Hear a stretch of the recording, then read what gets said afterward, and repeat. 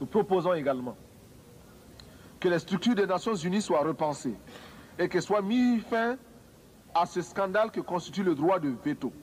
Bien sûr, les effets pervers de son usage abusif sont atténués par la vigilance de certains de ses membres, de ses détenteurs.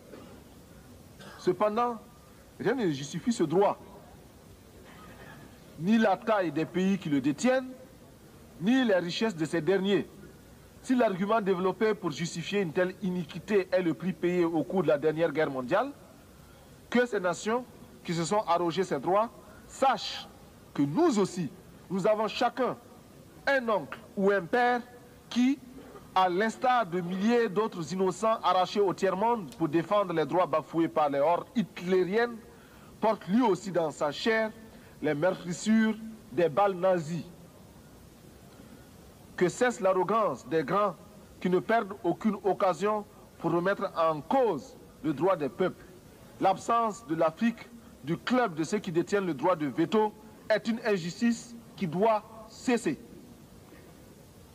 Enfin, ma délégation n'aurait pas accompli tous ses devoirs si elle n'exigeait pas la suspension d'Israël et le dégagement pur et simple de l'Afrique du Sud de notre organisation, lorsque, à la faveur du temps, ces pays auront opéré la mutation qui les introduira dans la communauté internationale.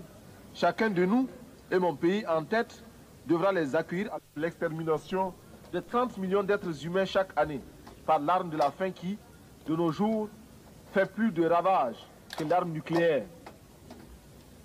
Cette confiance et cette foi en l'organisation me fait obligation de remercier le secrétaire général, M. Xavier Pérez de Cuéllar, de la visite tant appréciée qu'il nous a faite pour constater sur le terrain les dures réalités de notre existence et se donner une image fidèle de l'aridité du Sahel et de la tragédie du désert conquérant. Je ne saurais terminer sans rendre hommage aux éminentes qualités de notre président qui saura, avec la clairvoyance que nous lui connaissons, diriger les travaux de cette 39e session. Monsieur le Président, j'ai parcouru des milliers de kilomètres.